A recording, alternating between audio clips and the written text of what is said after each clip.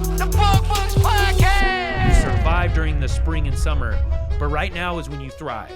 Right now is when you make the biggest difference, especially financially. Those early dollars, they've got to be worth 10x to a new company what they are to a company 3, 5, 10 years down the road. Before you do anything, I need you to create a 1 year, 3 year, 5 year, and 10-year goal for your company. I need those big rocks in the jar, and let's start with 10 and just work backward. As I was anticipating doing this and kind of putting some thoughts together, I was thinking about you, the listener, the bug guy or gal. I was thinking about what do you need now that summer's kind of over, and one word came to my mind: motivation. The rush has kind of slowed down a little bit, some of the busyness. The truth is, at this time of year, this is when you really build your companies. It's when you have time to work on the important, not urgent. Hey everyone, and welcome back to another episode of the Bug Bucks podcast. I'm your host, Allan Draper. Very thankful that you're with me today.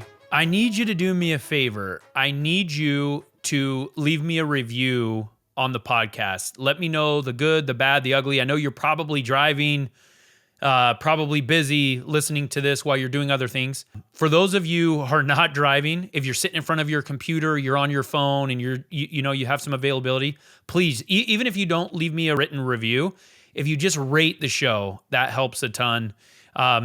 We hear all the time about people looking for the podcast that can't find it. So I just want to thank you for doing that for me. Appreciate that. So today we're going to do things a little differently.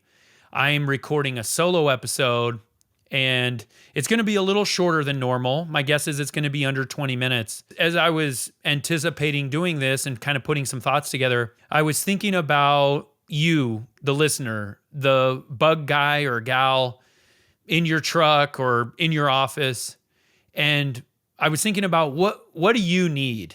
What is it that at this time of year, my guess is this podcast drops either right before Pest World or just shortly after. And so what is it now that summer's kind of over? What is it that you need? And one word came to my mind, and what I need this time of year is motivation. The rush has kind of slowed down a little bit, some of the busyness, but the truth is, at this time of year, this is when you really build your companies. It's when you have time to work on the important, not urgent. During the summer, early spring, and throughout the end of the summer, we're so focused on just getting jobs serviced, responding to reservices, trying to keep our teams intact during the busy, hot summer, that we don't necessarily have the time to focus on what Stephen Covey would call the important, not urgent quadrant, which is really what drives the growth, and where we as business owners should be spending 60, 70, maybe even 80% of our time in the important, not urgent. What are the things right now that make a difference for your pest control company? And so as I was thinking about this, as I was thinking about motivation and trying to convince you and motivate you or remind you, whatever the case might be, for you to be working on those long-term projects, I thought, well, regarding that motivation, what could I share? A lot of you know that I recently released a book, August 5th.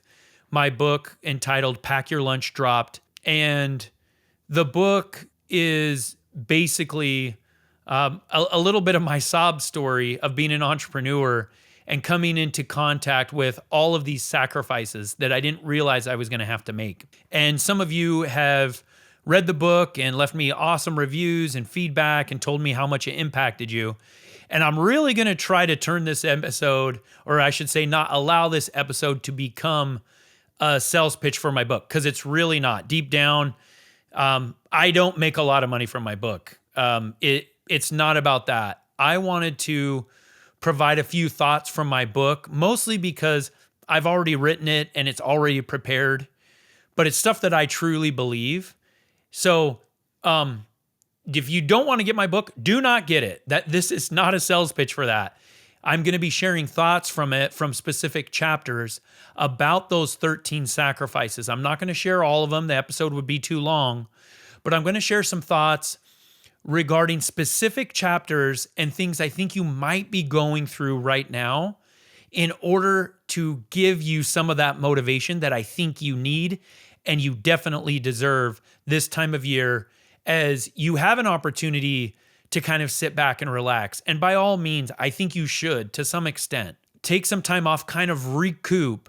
But when you're ready to get back at it, make sure that you're working on those things, those long-term projects, changing systems, working on protocols, doing employee surveys and feedback, reaching out to customers and finding out what reviews are looking like and things that they're saying about your company, and really doubling down on your long-term efforts.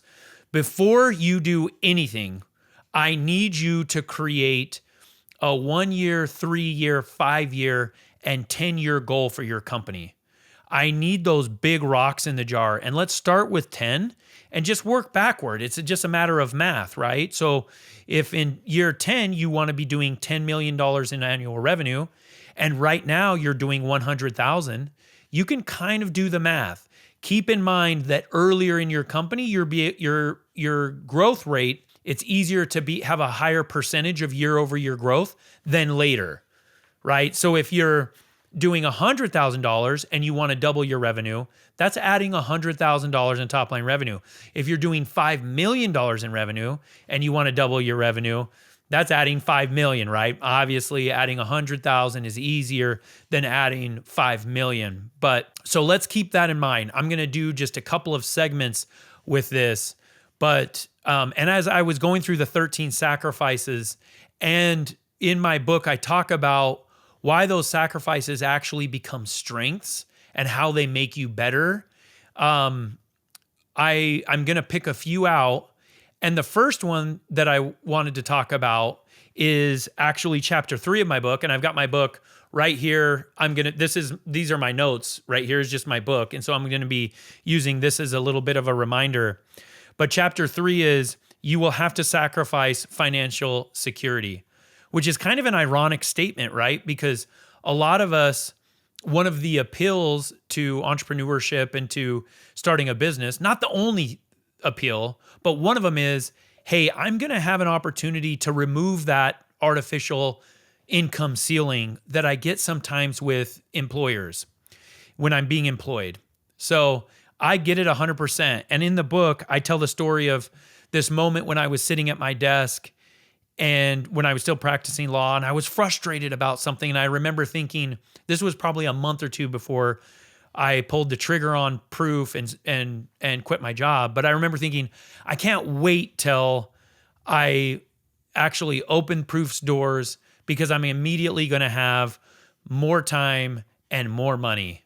And let me tell you, you probably, maybe that made you chuckle. I hope it did, because if you've been in business, you know that actually I had less of those things immediately. I had less time, because now versus having one boss, I had a whole bunch. I had my employees, I had my business partner, I had all my customers. Now they were controlling my time and telling me what to do. And I definitely had less money. So each of the chapters in my book starts with a quote from somebody that I admire and a quote that I feel has impacted my life.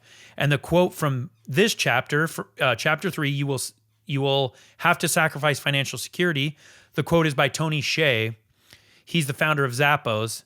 And he said, chase the vision, not the money. The money will end up following you. And that's 100% certain. So as I said, in the beginning, I made less money. And this is one of my favorite quotes. And I share this in the book. It's that in order to pay for more than you do, you first must do more than you're paid for.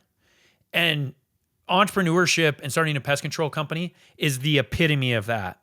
So another quote that I shared is, expect to make less money as a business owner than you made as an employee at first. So the idea is that it's not always going to be like that. The idea is you are going to put in that time. You're going to work right now for more. Don't go into the process of figuring out what your hourly rate is right now, because I know a lot of startups they're trying to run their company as lean as possible. They're trying to reinvest every last dollar into their pest control company. And I hope that's you for the first couple of years, because those early dollars, they've got to be worth 10x to a new company, what they are to a company 3, 5, 10 years down the road. So I admire you. I advise you to make sure to keep that money in the company and reinvest it in growth, especially in marketing, because you're planting a seed right now that is going to produce all sorts of additional revenue down the road.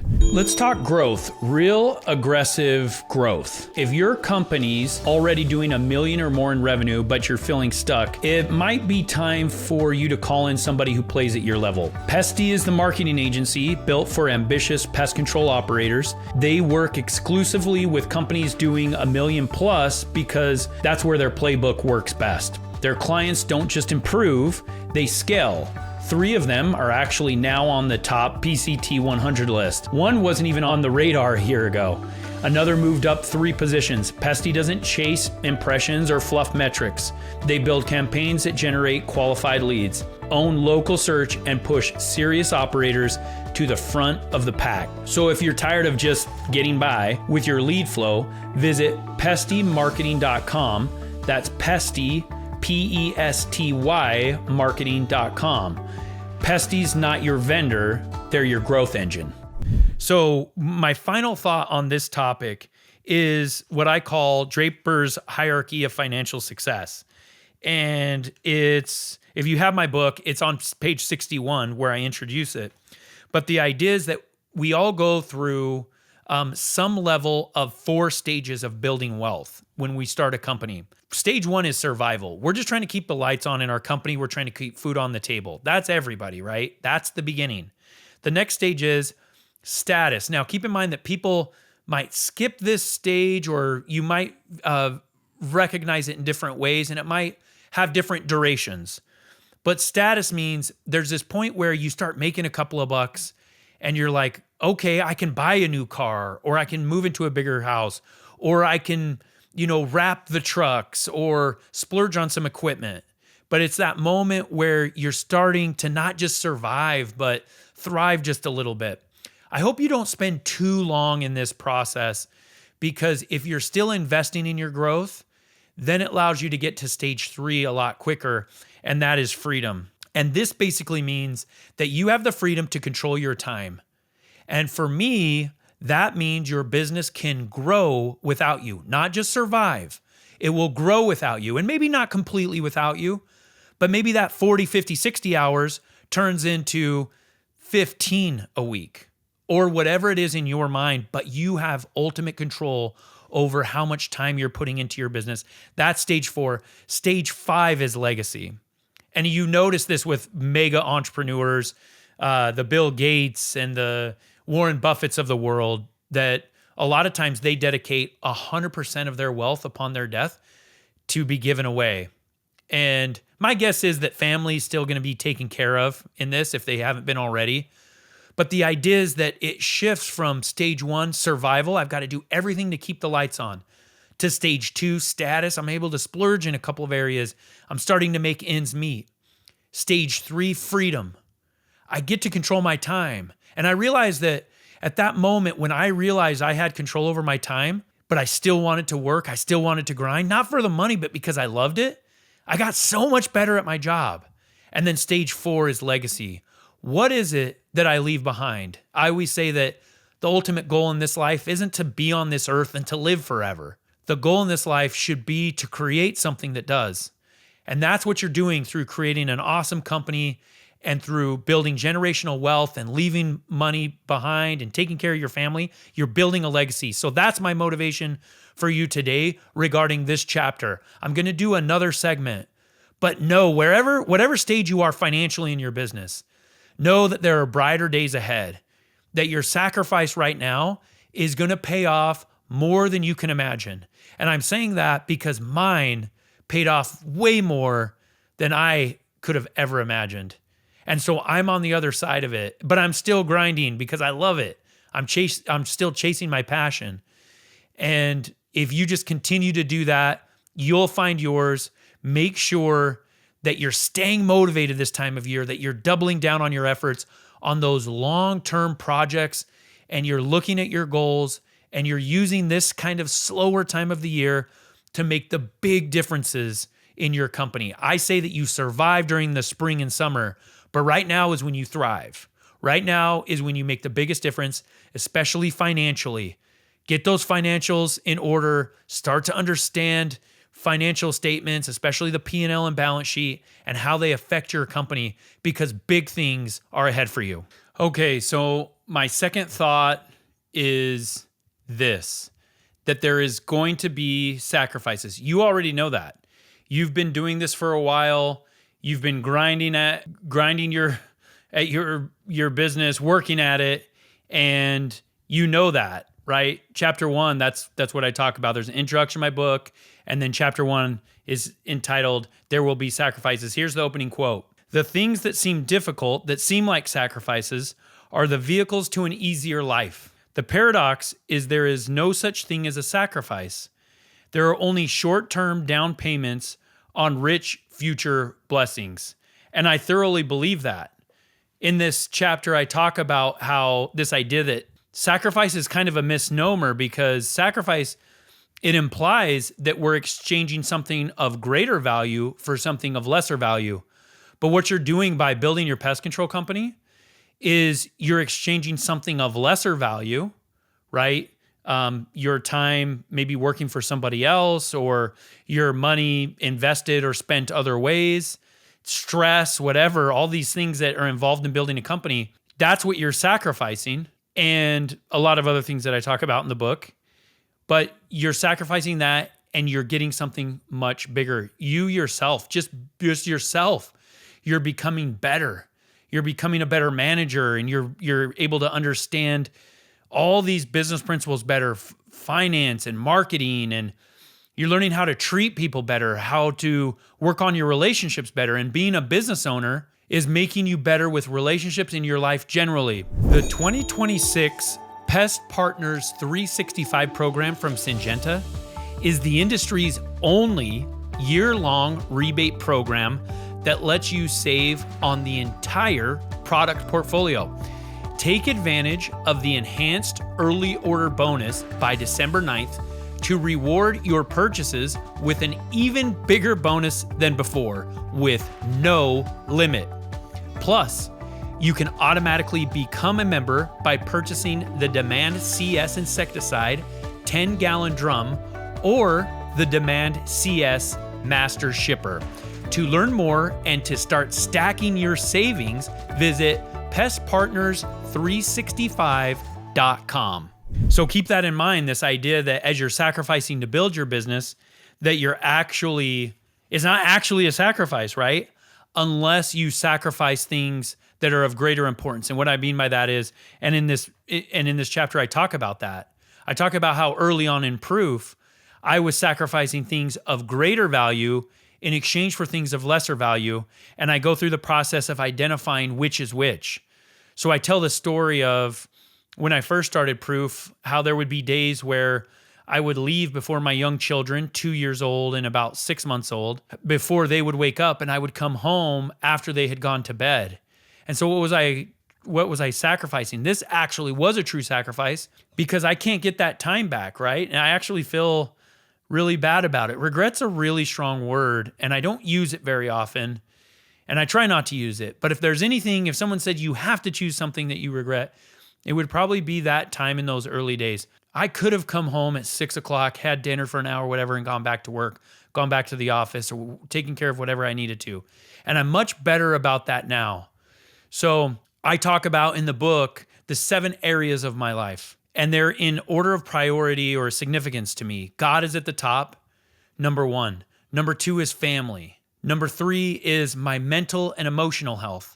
Number 4 is my physical health. Number 5 is my professional life, like where I am professionally. And notice that it's different from number 6, which is finance. Like, how am I doing financially in my life? And all the way at the bottom, number 7 is my social life. Not that it's unimportant, and not that 6, money's unimportant, or 5, my professional life is different. Notice that 5 and 6 are different, but where I am professionally and how I feel about my career and whether I'm making an impact, that's more important to me than the money that's coming from it. So here's my rule of thumb when you're thinking about sacrifice. If you're trading something that is further down on the list in exchange getting something that is higher up on the list, it's not a sacrifice. So if you're changing relationships with your buddies in order to grow professionally, that's not a sacrifice. That's a trade that I would make, right? And keep in mind, I'm not trying to hurt relationships, or I'm not trying to do bad things to people. I'm trying to get my life in order. And all the way at the top is my spiritual life, my relationship with God, and my family. And if you notice in my example, what I was doing, it was a true sacrifice because I was sacrificing time with my family, number 2 on the list, which 1 and 2 go hand in hand, but it was number 2 on my list. And I was trading that for number 5 and number 6, right? For my professional and financial life. And that's what my book tries to help you avoid. Through all of this, it's this idea that there's no true sacrifice unless you get your priorities out of order. That's the only place where a sacrifice could happen. Because think about it, if I'm going to the gym and I'm sacrificing that time, but I'm becoming healthier, it's not a true sacrifice. It's difficult. Yeah, for sure. Let's call it difficult. Let's call it what it is. But it's not a sacrifice. And so these 13, I call them sacrifices. They're not true sacrifices as long as you keep those priorities in order. And your priorities or your list might be a little different. But first and foremost, you've got to figure out what those are. What matters to you? It's just like when you start a business, you have to find a mission statement. What are your core values? And it's not so that you can hang them on the wall and they gather dust and you use them for marketing or whatever. It has to be something bigger than that. So in your own life, what are your core values? What are the things that matter the most to you? And you put them in order so that when that decision comes, I remember there was this really bad, this one night where there were these wasps that were flying all over this people's house. It was a bald-faced hornet's nest in a tree. And there were kids playing in the neighborhood. It was really dangerous. But I spent a lot of time that night helping those people, which I'm thankful for, but I should have gone home first. And that was one of those nights where I didn't see my kids that day. And I still remember it. This is over 10 years ago, and I remember it. I remember they had a red brick house, and I remember that the tree was out on the other side of the sidewalk. So it was like in between the sidewalk and the street in this residential neighborhood in the Detroit suburbs. I remember this because I made the wrong decision that day. So what am I saying? This is my invitation to you. And the whole purpose in me talking about money and getting your finances in order and making the short-term sacrifice for money so that you end up with more and more freedom, and my discussion about what sacrifice is and how to properly approach it. The entire purpose is what? That one word that I started with at the beginning of the episode, and that's motivation. Use this to motivate you. Use this as you're going through your priority list, as you're looking at your 1, 3, 5, 10-year goals for your company. Use that as motivation for right now. In October or whenever this episode airs, use it to work on those long-term painful things, the minutia, putting policies in place, creating budgets, reviewing financials, making hiring plans, making marketing plans, making those tough decisions. Keep those all in perspective. Make sure that you're not sacrificing things that matter more in exchange for things that matter less, like I did and I used to. I've gotten much better, and I'm at a really good place, and I'm trying to do better each day, just like all of you. But use that motivation. Dig down, dig deep, and find the motivation to sacrifice right now financially so that in the coming years, what you're doing is you're buying yourself freedom to control your time. And what's interesting is, like I experienced when I realized one day years ago that I didn't have to work anymore, I still wanted to work because I wasn't working for money. I was working for something else. I was working for myself. I wanted to impact people. I wanted to grow a business. I wanted to do these things. You'll find something similar is my guess. Or maybe your business gets to a spot where it's growing without you or mostly without you, and you start another business, or you take a year off with your family or whatever it is. But it's the freedom that creates. That's your motivation. Picture yourself 3, 5, 10 years down the road in that position where you're like, you know what? We're going to take a year off. We're going to take the kids out of school. We're going to homeschool them. And we've always wanted to go do missionary work in Africa, or we've wanted to tour Europe, or whatever it is. Get that picture in your mind. Make sure that you're making the right financial and other sacrifices, and that you're not exchanging something of more value on your list of priorities for something of less. And this is my closing thought. The reason why you need to plan is because if you don't have your priorities in order and you don't have a game plan, what happens is we default to the lowest level of our discipline and planning. So when you get really busy, just think of it like you're going off of habit and impulse. So now it's like that night where I was trying to get that bald-faced hornet's nest out of that tree. I didn't have a plan in place. I didn't have everything in order, that perspective, because I could have stopped home for 30 minutes, 45 minutes. I honestly think I drove by my house or apartment at the time on the way to that residential neighborhood. So let's get organized. Let's get proactive. This is the time to do it. This is the time to be planning and making preparation. You're not going to end up exactly where you plan. You're going to be off of your goals. Maybe you shoot too low, maybe shoot too high. I don't know. But at least gives you a target so that you get moving in the right direction. And then as things change, then your perspective and you can shift gears a little bit. Those will change with you also. So I say don't ever continue to do something good at the expense of something great.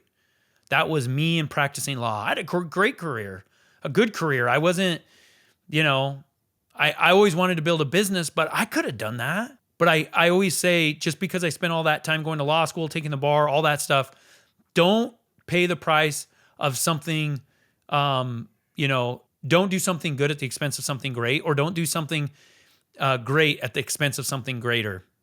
And I hope that gives you a little motivation. I think you're awesome. I think you're on the right track. You're doing all these good things. I seem to focus on the things that I'm doing wrong a lot.